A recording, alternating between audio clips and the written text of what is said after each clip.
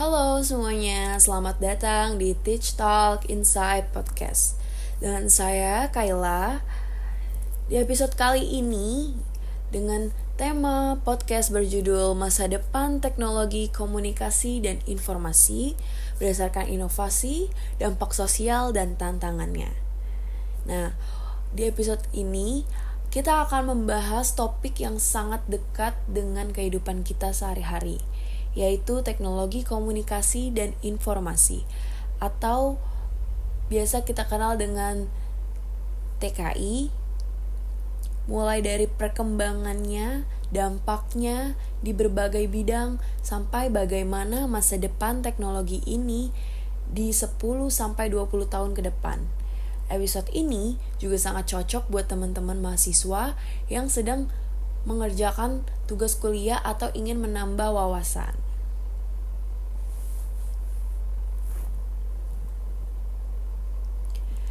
Oke, jadi mari kita mulai ya teman-teman.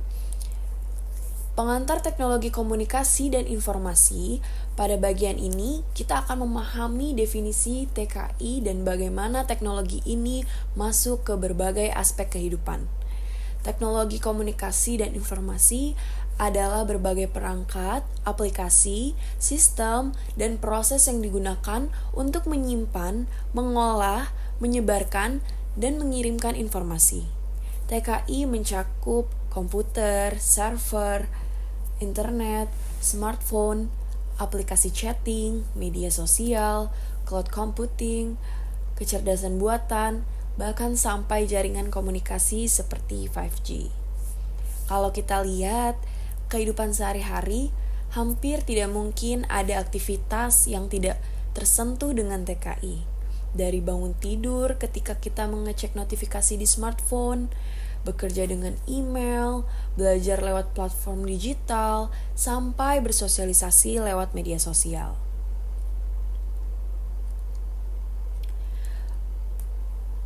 Beberapa karakteristik penting dalam TKI, yaitu ada kecepatan yang menginformasikan penyebaran dalam hitungan detik. Lalu ada konektivitas, yaitu orang dari berbagai negara bisa berkomunikasi tanpa hambatan. Selanjutnya ada aksesibilitas, yaitu informasi tersedia 24 jam. Dan terakhir ada multi platform yang bisa diakses dari berbagai perangkat. TKI bukan hanya soal teknologi, tapi juga perubahan perilaku masyarakat. Selanjutnya ada perkembangan TKI dari era ke era. Bagian ini membantu pendengar atau teman-teman sekalian memahami perjalanan panjang TKI. Kalau kita tarik garis sejarah, perkembangan TKI dapat dibagi ke dalam beberapa fase besar. Yang pertama ada era komunikasi klasik, yaitu dimulai dari penemuan telegraf pada tahun 1837 oleh Samuel Morse. Kemudian muncul telepon oleh Alexander Graham Bell. Lalu juga ada radio, juga memegang peran penting dalam penyebaran informasi publik. Selanjutnya, yang kedua ada era komputer modern. Dari tahun 1940 sampai 1980, komputer awalnya digunakan untuk keperluan militer dan akademik. Tapi di tahun 1970 sampai 1980-an, komputer pribadi mulai dikenal masyarakat. Lalu muncul sistem operasi, penyimpanan digital, dan jaringan LAN. Lalu masuk ke nomor 3 yaitu era internet. Di tahun 1990 sampai tahun 2000, inilah titik revolusi. Internet awalnya proyek militer atau kita biasa kenal dengan ARPANET. Kemudian berkembang menjadi jaringan global.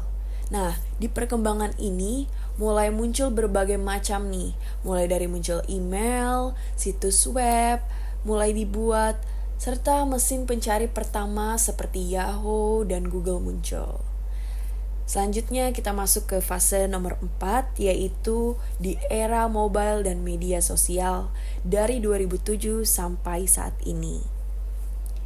Tahun 2007 iPhone dirilis dan mengubah cara manusia menggunakan teknologi.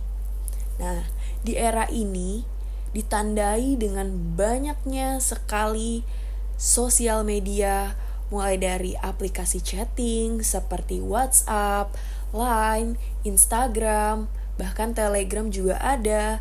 Lalu muncul-munculnya media sosial seperti Facebook, TikTok, Instagram, atau mungkin kita bisa tahu Twitter yang sekarang mengganti nama menjadi X, ya, dan munculnya influencer digital marketing dan budaya online.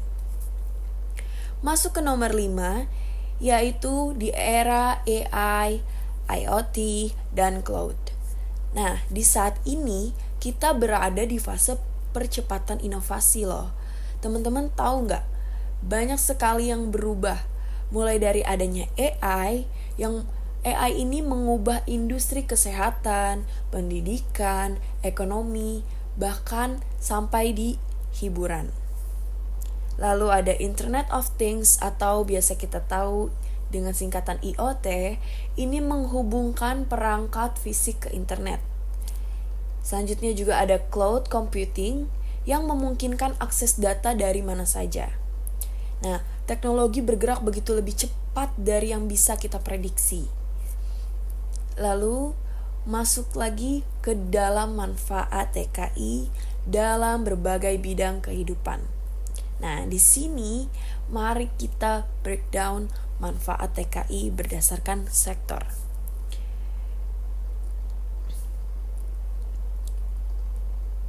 Mulai dari pendidikan, TKI membuka peluang pembelajaran yang jauh lebih fleksibel dan efisien. Contohnya ada e-learning dan LMS seperti Moodle, Google Classroom, atau Edmodo, dan juga ada akses ke jurnal digital, e-book, dan video pembelajaran, serta pembelajaran jarak jauh, terutama terlihat saat pandemi.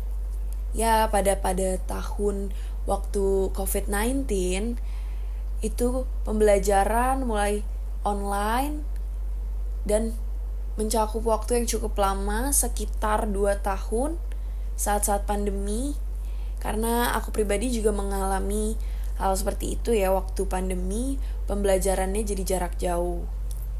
Lalu juga ada penggunaan AI untuk personalizing learning. Nah, di TKI ini tidak hanya memudahkan mahasiswa, tapi juga meningkatkan efisiensi guru dalam mengolah materi. Lalu lanjut ke fase berikutnya, ada ekonomi dan industri. Nah, di sini e-commerce seperti Tokopedia, Shopee, dan Amazon menciptakan ekosistem baru. Terus juga ada digital marketing yang meningkatkan jangkauan bisnis kecil, serta sistem pembayaran digital, yaitu membuat transaksi jadi lebih cepat. Lalu juga ada industri manufaktur yang menggunakan robot dan sistem otomatisasi. Tanpa TKI, ekonomi digital tidak mungkin berkembang. Selanjutnya juga ada sosial dan budaya. Di fase ini, media sosial membantu orang tetap terhubung, terutama saat kita LDR mungkin, dan perantau yang mungkin dari berbagai macam kota, bahkan sampai negara, itu melalui media sosial. Lalu kemunculan budaya baru seperti vlogging, podcasting, dan konten kreator lainnya.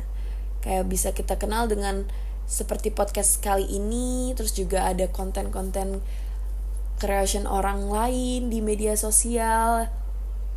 Lalu juga ada komunitas online yang memudahkan kolaborasi lintas geografis. Namun budaya digital juga mengubah pola interaksi masyarakat. Nah, di sini kita masuk ke pemerintahan.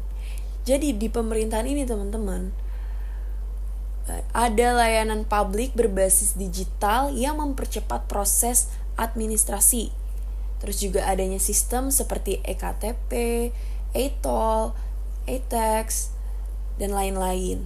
Serta juga transparansi meningkat dengan akses informasi publik lebih mudah. Selanjutnya kita masuk ke dalam tahap kesehatan, yaitu ada telemedicine yang memungkinkan konsultasi dari rumah. Jadi kita tidak perlu langsung ke rumah sakit, klinik, ataupun tempat-tempat medis lainnya ya, karena kita bisa konsultasikan melalui jarak jauh dari rumah ataupun dimanapun teman-teman berada. Serta juga ada AI dapat membantu membaca hasil scan medis loh. Jadi benar-benar dipermudah banget ya teman-teman dengan era digital saat ini. Selanjutnya juga ada rekam medis digital yang mempermudah penanganan pasien.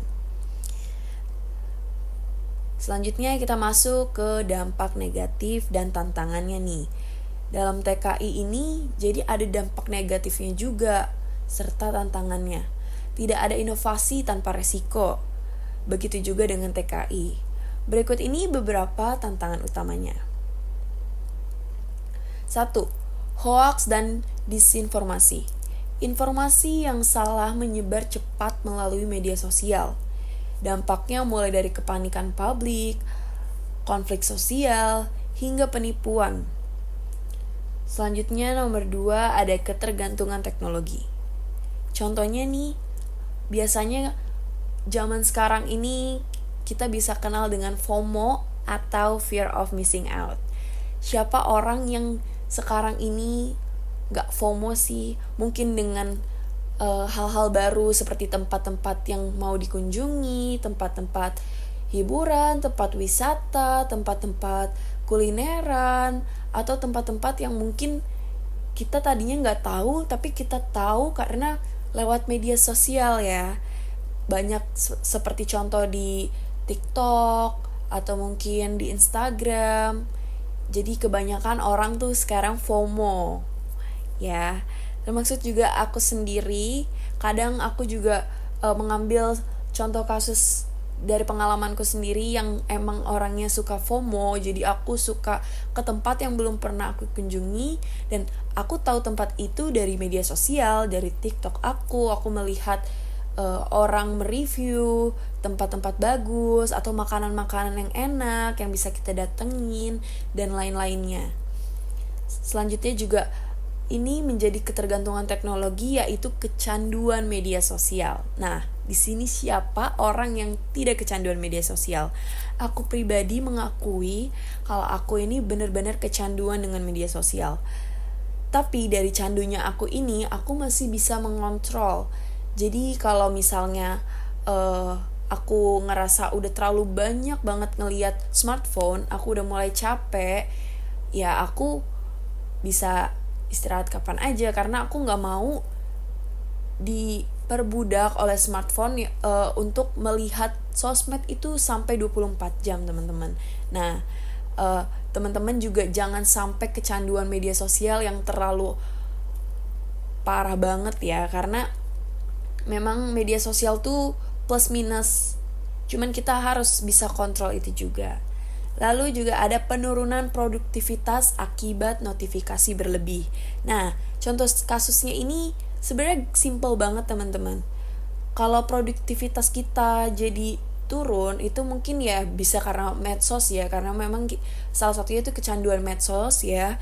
Jadi kita tuh selalu pantengin HP terus ya. Jadi kita tuh nggak ada produktivitas yang lain, padahal kita bisa belajar mungkin yang tidak menggunakan smartphone, kayak kita langsung terjun ke lapangan ya tanpa perlu lihat segala macamnya, tidak pakai smartphone gitu.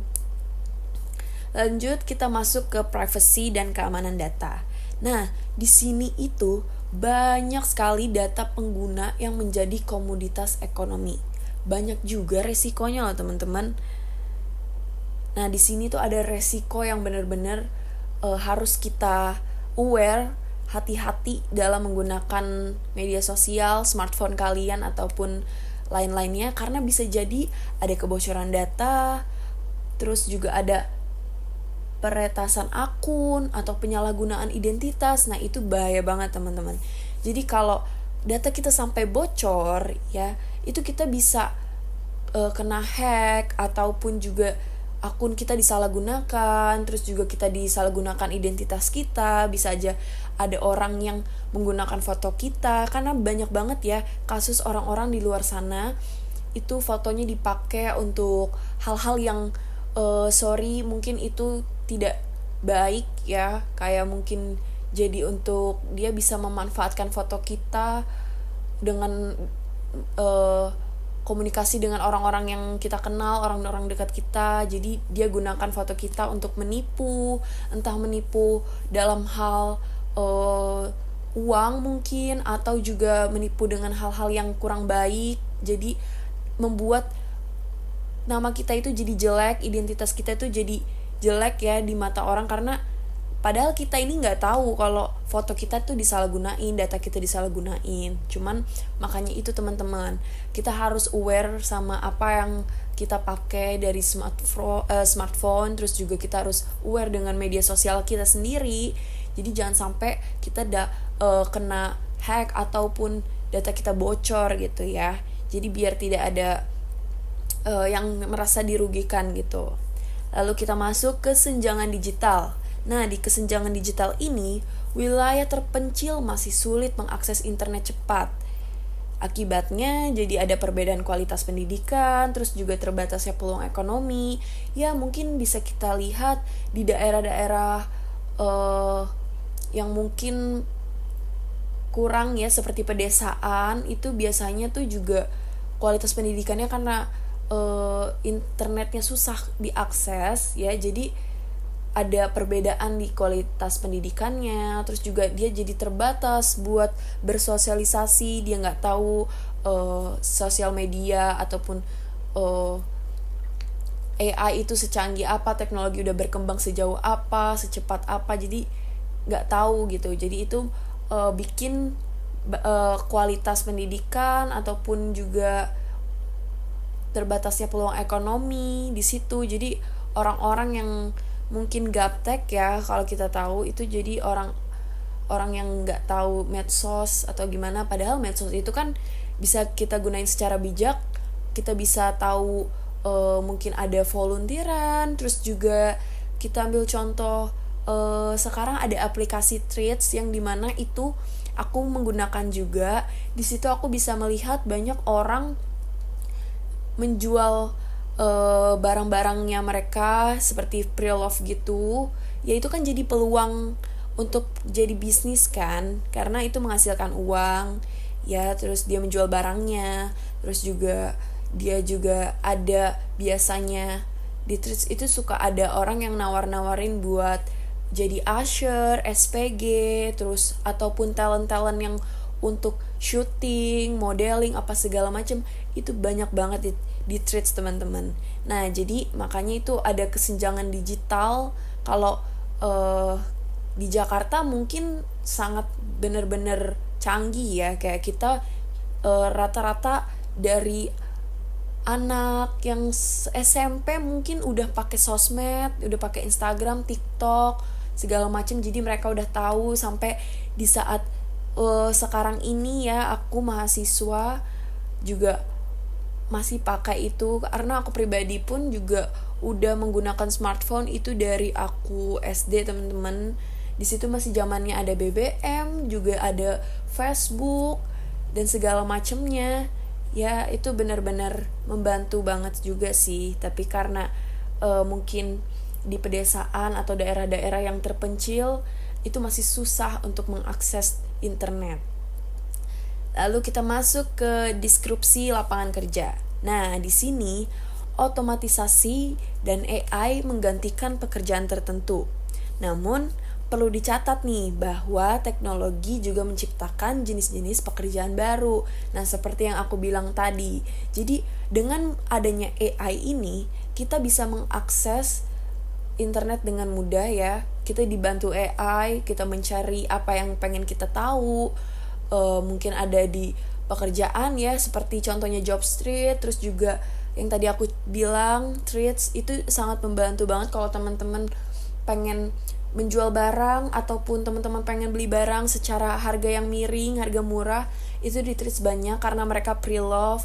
Serta juga ada event-event ya, mungkin bisa ikut event kayak The Sound Project atau wedding organizer gitu segala macemnya. Itu biasanya kan mereka membutuhkan talent-talent ya, maupun laki-laki dan perempuan ya, di usia-usia kita yang masih muda ini sangat diperlukan untuk pekerjaan yang kita ini bisa jadi tahu, punya pengalaman yang banyak dan juga memanfaatkan waktu muda kita gitu loh.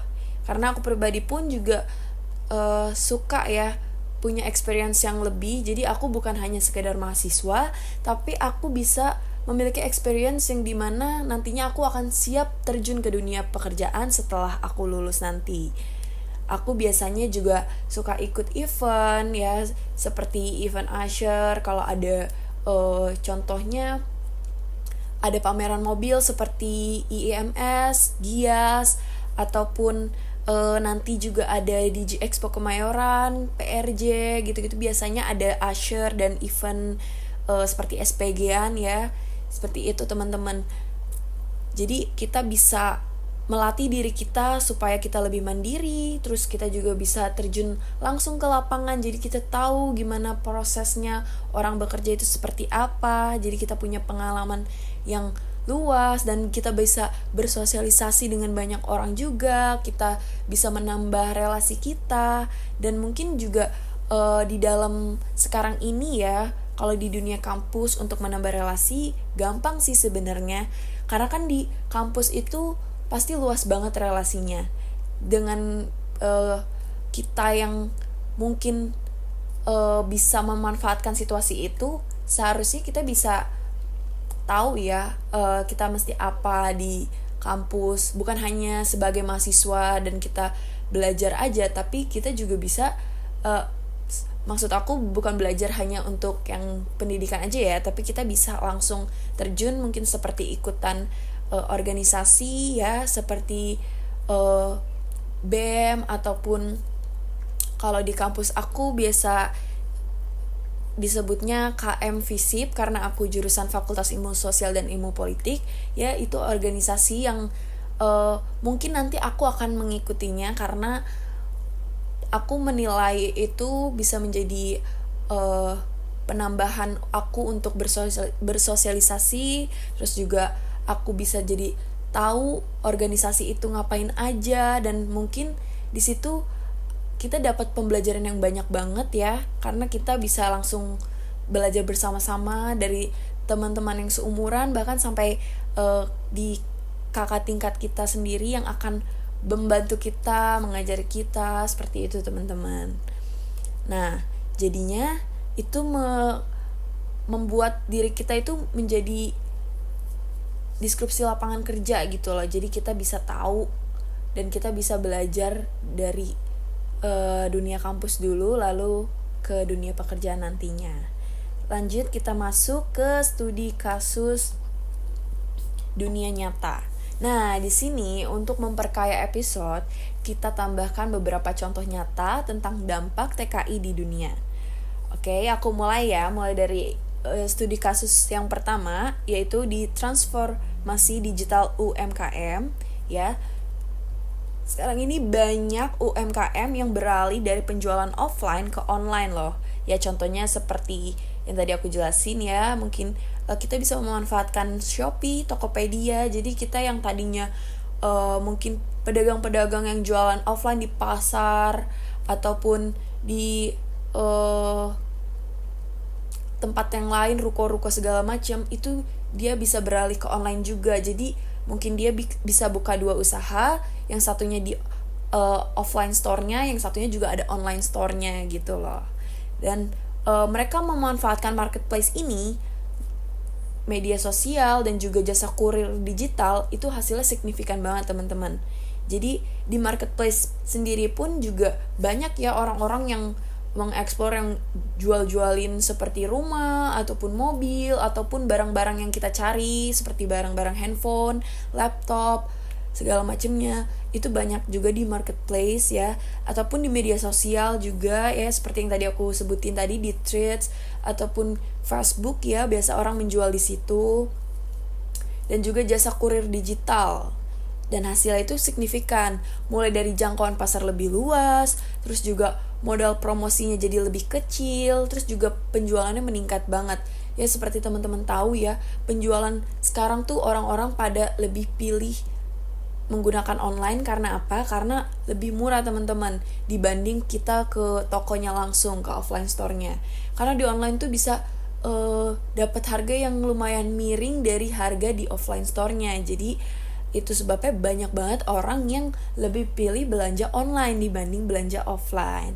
Karena aku sendiri pun juga kadang kalau belum urgent banget, aku biasanya pesen online. Tapi ketika mungkin aku lagi butuh banget ya, aku cari di offline store yang memang aku lagi di luar gitu. Contohnya seperti di supermarket, ataupun aku di Indomaret, Alfamart, atau yang lain sebagainya. Ya kayak ketika kita di mall, kita belanja make up, skincare, ataupun baju. Ya seperti itu teman-teman.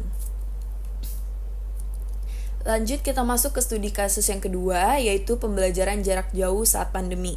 Nah, saat pandemi ini menjadi akselerator terbesar dalam penggunaan TKI di pendidikan.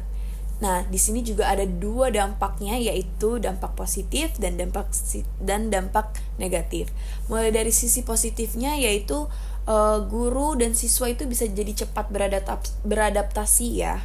Atau mungkin kalau kita ambil kasusnya itu seperti aku yang sekarang mahasiswa, aku dan dosen itu jadi cepat beradaptasinya karena sering bertemu secara tatap muka, terus kita juga sering berbincang, diskusi, kita mungkin juga ada pengerjaan secara kelompok dengan teman-teman ya, yang memungkinkan itu akan diskusi dengan dosen, kita bisa menanyakan tugasnya, terus kita bisa minta penjelasan ulang, jadi itu lebih akurat ya teman-teman.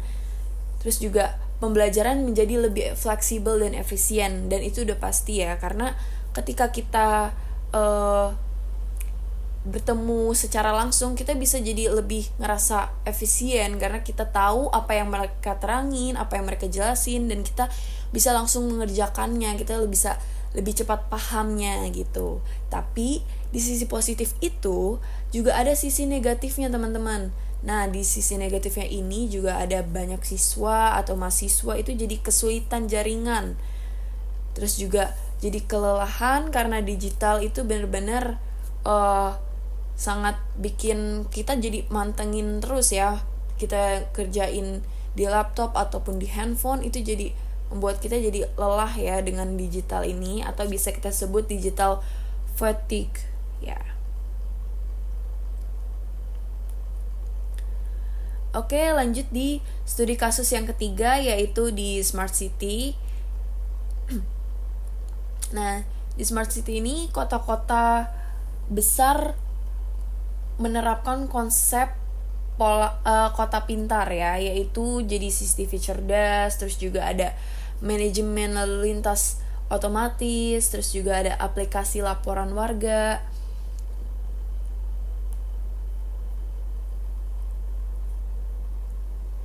Terus juga ini jadi membuat Smart City itu memaksimalkan teknologi untuk meningkatkan efisiensi. Nah, selanjutnya kita masuk ke masa depan TKI. Ini adalah prediksi 10-20 tahun ke depan. Ya mungkin sebenarnya kita sebagai manusia tidak bisa memprediksi segimana teknologi berkembang yang begitu pesat dari masa ke masa ya. Mungkin dari zaman dulu yang masih mengirim surat ataupun masih perlu ke kantor pos segala macamnya, itu kan agak susah ya untuk berkomunikasi. Tapi di era yang sekarang ini kita benar-benar dipermudah dengan adanya handphone, dengan adanya medsos, kita lebih gampang untuk bersosialisasi dan berinteraksi dengan orang banyak. Nah, ini prediksi 10-20 tahun ke depan itu. Kini kita masuk ke bagian yang paling menariknya, yaitu masa depan. Apa yang bisa kita harapkan dari teknologi ke depan? Nah, mulai dari yang pertama nih, 5G dan 6G. yaitu kecepatan internet atau ultra cepat ya. Terus juga ada kemungkinan besarnya kendaraan otonom bakal menjadi mainstream. Lalu juga pengiriman data real time untuk untuk operasi medis jarak jauh. Selanjutnya kita masuk ke augmented reality atau AR dan virtual reality atau VR, yaitu ruang kelas virtual dengan pengalaman imersif, terus juga belanja menggunakan AR. Contohnya kayak coba baju sebelum membeli, lalu juga ada pelatihan kerja via simulasi VR. Terus selanjutnya kita masuk ke AI dalam kehidupan sehari-hari. Nah, seperti yang kita tahu, AI itu udah membantu banyak sekali orang-orang, dan mungkin seperti aku juga, dengan AI aku bisa mengakses dengan gampangnya mungkin tugas dari dosen yang aku nggak begitu paham, tapi dengan AI bisa menjelaskan, atau aku bisa browsing juga melalui YouTube ya, karena sekarang itu pembelajaran secara tatap muka maupun kita belajar sendiri di rumah seperti kita membuka YouTube itu juga efisien kok teman-teman, asalkan kita memang bisa benar-benar tekun dan rajin untuk membuka-buka pelajaran ya. Kalau kita ngerasa kita kurang paham ketika diajarin dosen di kampus, kita bisa mengulangnya lagi di rumah, kita membuka YouTube, terus nanti juga ada penjelasannya. Bahkan biasanya juga kita jauh lebih ngerasa nyaman ketika kita menonton YouTube, karena kita bisa langsung mendengarkan dan masuk ke kepala kita. Terus juga kita bisa langsung jadi mencoba itu. Jadi benar-benar dipermudah banget dengan adanya AI ya. Itu menjadi asisten pribadi digital yang semakin pintar. Nah, benar banget sih. Karena aku pribadi pun juga ngerasa AI membantu banget ya untuk hal-hal yang kita perlukan. Pastinya bukan hanya aku yang menggunakan AI, teman-teman di luar sana juga pastinya juga ngerasa AI benar-benar membantu karena bisa menjadi asisten pribadi.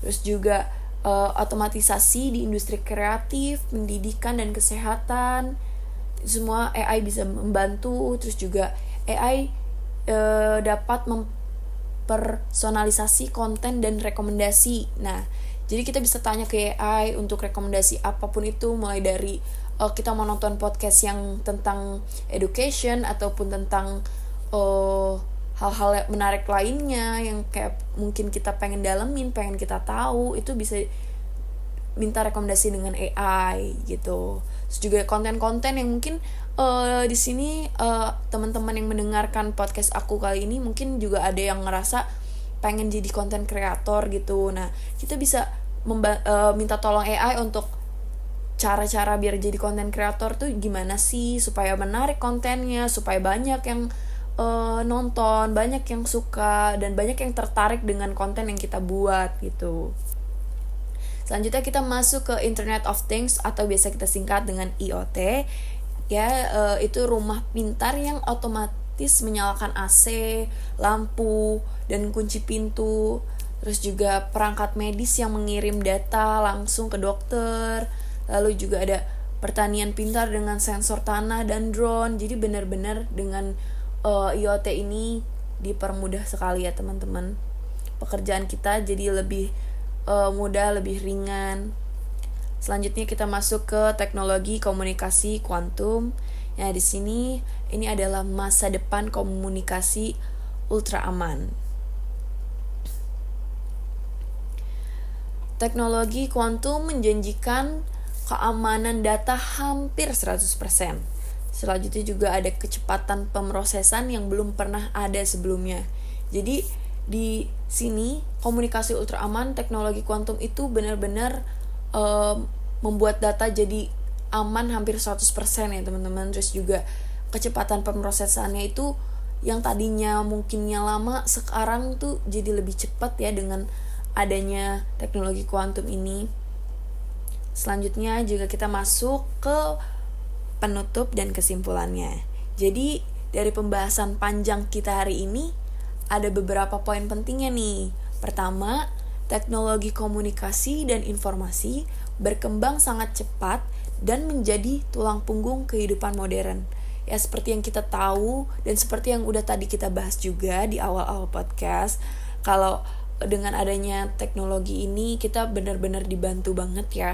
Kita mau bersosialisasi baik itu secara langsung maupun secara virtual, karena ketika kita langsung kita biasanya kan membuat janji dulu dengan orang yang kita mau temui, ataupun ketika kita lagi melakukan virtual seperti LDR, misalnya kita di Indonesia dan kita punya teman di luar kota ataupun di luar negeri, nah kita bisa janjian untuk liburan bareng ataupun merencanakan berpergian ke tempat yang mungkin kita mau kunjungin bersama-sama gitu. Jadi benar-benar dipermudah banget dengan teknologi ini.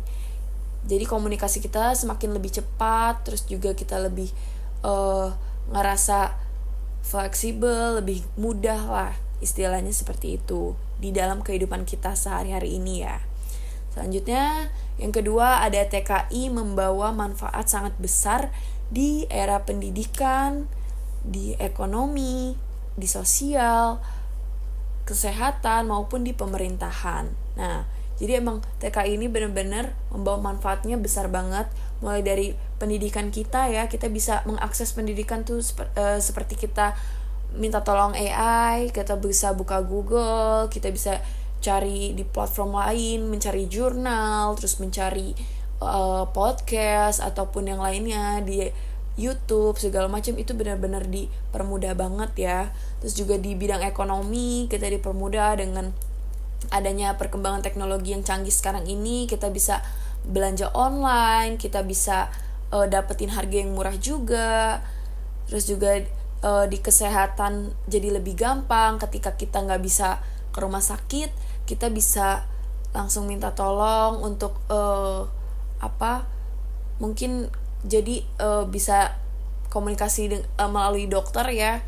Kita nggak perlu ke rumah sakit, tapi dokter yang datang ke rumah. Ataupun juga kita ketika lagi sakit, kita bisa cari nih, googling penyakit kita ini apa segala macam, baru kita bisa konsultasikan ke dokter. Nah sekarang kan konsultasi ke dokter juga nggak perlu by tatap muka, tapi kita bisa virtual juga. Jadi cukup dengan pakai aplikasi Halodoc yang sekarang ini memang udah pasti famous banget ya, udah orang-orang udah pada tahu Halodoc itu.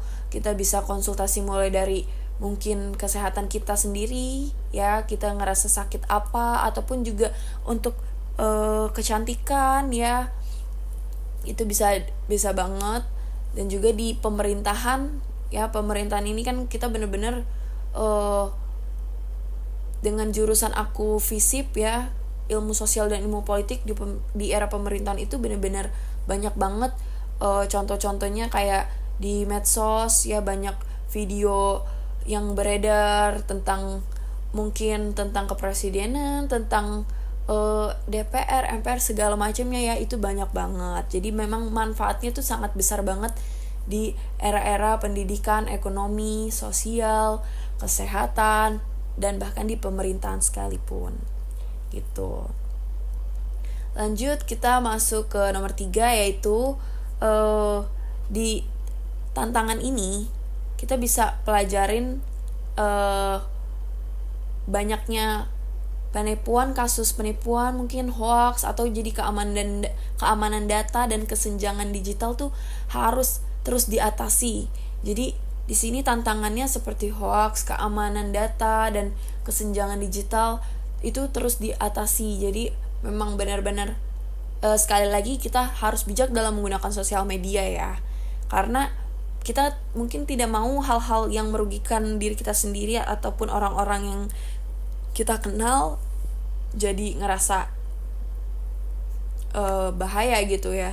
Karena dengan ini kan muncul hoax ya, mungkin ada ya contoh banyaknya hoax di medsos ya, kayak berita yang beredar padahal ini bukan faktanya, tapi di medsos tuh ditulis kalau ini seperti itu, kayak jadi seolah-olah kita sebagai orang yang memakai medsos tuh jadi percaya gitu kalau ternyata ini benar padahal itu hoax gitu kan.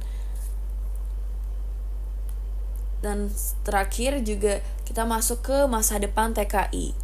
Nah, di nomor 4 ini masa depan TKI akan dipenuhi inovasi seperti AI, IoT, VR atau AR, dan jaringan super cepat seperti 6G. Nah, sebagai pengguna kita perlu banget meningkatkan literasi digital. Kita juga perlu menggunakan teknologi dengan bijak dan adaptif terhadap perubahan yang semakin cepat. Oke, mungkin itu aja teman-teman dari pembahasan podcast kali ini. Terima kasih buat teman-teman yang sudah mendengarkan Teach Talk Inside Podcast. Semoga episode kali ini membantu teman-teman dalam memahami teknologi komunikasi dan informasi secara lebih mendalam dan dapat digunakan sebagai referensi mungkin untuk teman-teman yang sekarang ini lagi mencari-cari buat tugas kuliah ataupun education segala macemnya. Terima kasih udah mendengarkan podcast aku, dan jangan lupa untuk follow podcast ini dan ikutin terus untuk episode-episode menarik lainnya. Sampai jumpa, terima kasih.